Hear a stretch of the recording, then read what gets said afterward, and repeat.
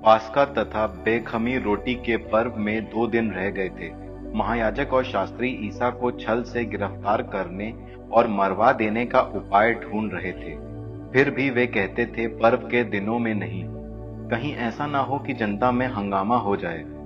जब ईसा बेथानिया में सिमोन कोढ़ी के यहाँ भोजन कर रहे थे, तो एक महिला संगमरमर के पात्र में असली जटामांसी का बहुमूल्य इत्र लेकर आई।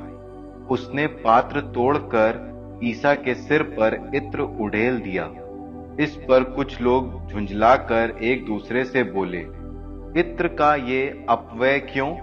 ये इत्र 300 दिनार से अधिक में बिक सकता था और इसकी कीमत गरीबों में बांटी जा सकती थी। और वे उसे झिड़कते रहे। ईसा ने कहा, इसे छोड़ दो, इसे क्यों तंग करते हो? इसने मेरे लिए भला काम किया है। गरीब तो बराबर तुम लोगों के साथ रहेंगे, तुम जब चाहो उनका उपकार कर सकते हो, किंतु मैं हमेशा तुम्हारे साथ नहीं रहूंगा।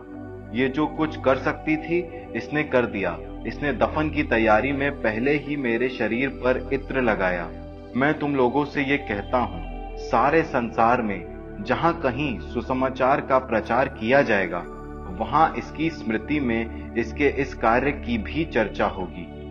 12 में से एक यूदस इस्करियोती महायाजकों के पास गया और उसने ईसा को उनके हवाले करने का प्रस्ताव किया। वे ये सुनकर बहुत प्रसन्न हुए। उन्होंने उसे रुपया देने का वादा किया और यूदस ईसा को पकड़वाने का अवसर ढूंढता रहा। बेखमीर रोटी के पहले दिन जब पास्का के मेमने की बलि चढ़ाई जाती है, शिष्यों ने ईसा से कहा, आप क्या चाहते हैं? हम कहां जाकर आपके लिए पास्का भोज की तैयारी करें? ईसा ने 2 शिष्यों को ये कहते हुए भेजा, शहर जाओ, तुम्हें पानी का घड़ा लिए एक मनुष्य मिलेगा, उसके पीछे पीछे चलो और जिस घर में वो प्रवेश करे, उस घर के स्वामी से ये कहो, गुरुवर कहते हैं, मेरे लिए अतिथिशाला कहाँ है, जहां मैं अपने शिष्यों के साथ पास्का का भोजन करूं? और वो तुम्हें ऊपर एक सजा सजाया बड़ा कमरा दिखा देगा, वहीं हम लोगों के लिए तैयार करो। शिष्य चल पड़े। ईसा ने जैसा कहा था, उन्होंने शहर पहुंचकर सब कुछ वैसा ही पाया और पास्का भोज की तैयारी कर ली। संध्या हो जाने पर ईसा 12 के साथ आए। जब वे बैठकर भोजन कर रहे थे, तो ईसा ने कहा, मैं तुम लोगों से ये कहता हूं, तुम में से ही एक जो मेरे साथ भोजन कर रहा है, मुझे पकड़वा देगा। वे बहुत उदास हो गए और एक एक कर उनसे पूछने लगे, कहीं वो मैं तो नहीं हूं? ईसा ने उत्तर दिया, वो 12 में से ही एक है जो मेरे साथ थाली में खा रहा है। मानव पुत्र तो चला जाता है, जैसा कि उसके विषय में लिखा है, परंतु धिक्कार उस मनुष्य को जो मानव पुत्र को पकड़वाता है। उस मनुष्य के लिए अच्छा यही होता कि वो पैदा ही नहीं हुआ होता। उनके भोजन करते समय ईसा ने रोटी ले ली और आशीष की प्रार्थना पढ़ने के बाद उसे तोड़कर ये कहते हुए शिष्यों को दिया, ले लो, ये मेरा शरीर है। तब उन्होंने प्याला लेकर धन्यवाद की प्रार्थना पढ़ी और उसे शिष्यों को दिया और सब ने उसमें से पिया। ईसा ने उनसे कहा, ये मेरा रक्त है, विधान का रक्त, जो बहुतों के लिए बहाया जा रहा है।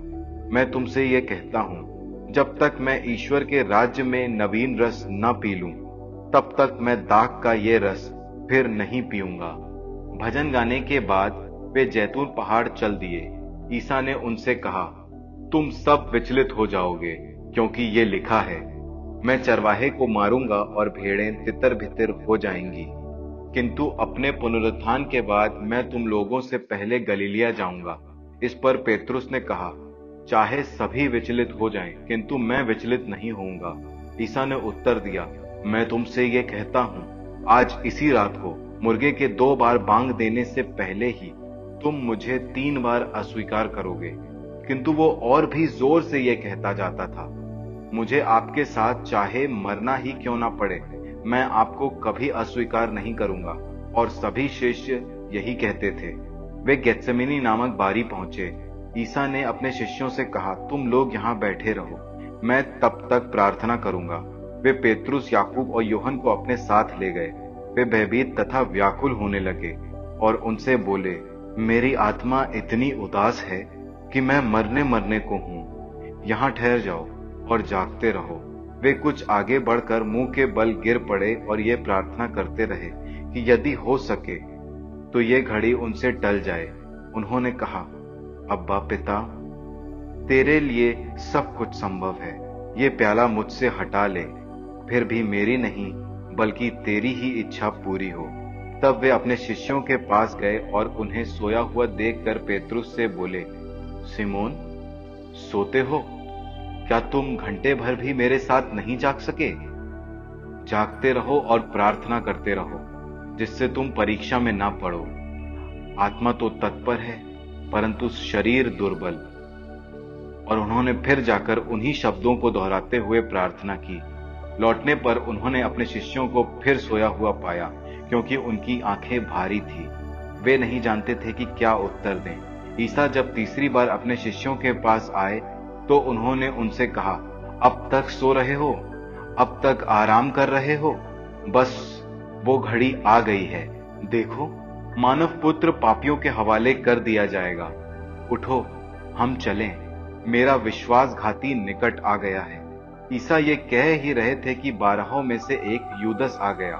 उसके साथ तलवारें और लाठियां लिए एक बड़ी भीड़ थी, जिसे महायाजकों, शास्त्रियों और नेताओं ने भेजा था।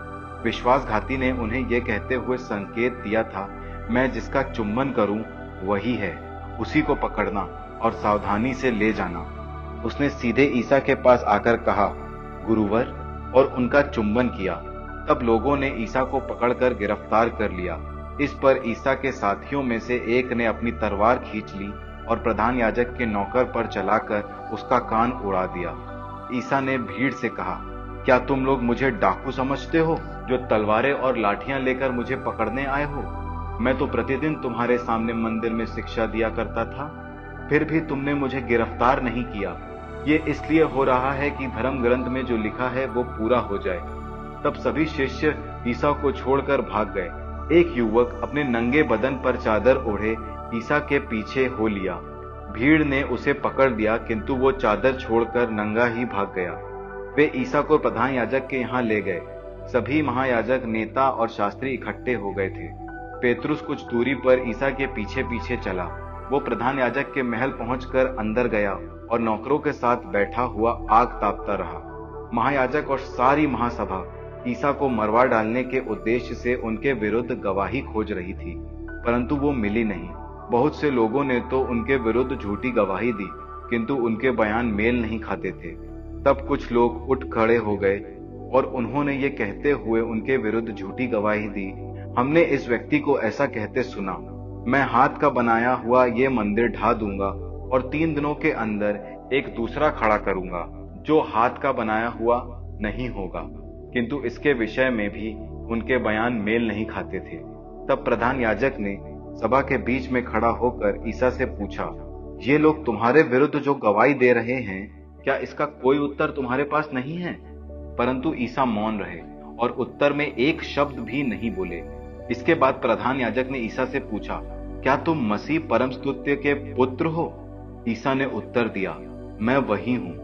आप लोग मानव पुत्र को सर्वशक्तिमान ईश्वर के दाहिने बैठा हुआ और आकाश के बादलों पर आता हुआ देखेंगे।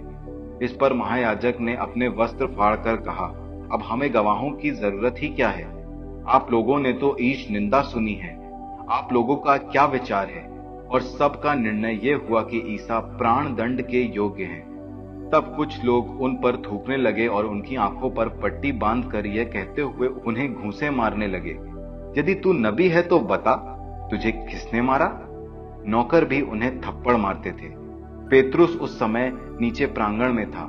प्रधान याजक की एक नौकरानी ने पास आकर पेतरुस को आग तापते हुए देखा और उस पर दृष्टि गड़ाकर कहा, तुम भी ईसा नासरी के साथ थे। किंतु उसने अस्वीकार करते हुए कहा, मैं ना तो जानता हूं और ना समझता ही कि तुम क्या कह रही हो। इसके बाद पेतरुस फाटक की ओर निकल गया और मुर्गे ने भौंक दी। नौकरानी उसे देखकर पास खड़े लोगों से फिर कहने लगी, ये व्यक्ति उन्हीं लोगों में एक है। किंतु उसने फिर अस्वीकार किया। इसके थोड़ी देर बाद वहां खड़े लोग बोले, निश्चय ही तुम उन्हीं लोगों में एक हो, तुम तो गलीली हो। इस पर पेतरुस कोसने और शपथ खाकर कहने लगा कि तुम जिस मनुष्य की चर्चा कर रहे हो मैं उसे जानता भी नहीं। ठीक उसी समय मुर्गे ने दूसरी बार बांग दी और पेतरुस को ईसा का यह कहना याद आया, मुर्गे के 2 बार बांग देने से पहले ही तुम मुझे 3 बार अस्वीकार करोगे। और वो फूट फूट कर रोता रहा।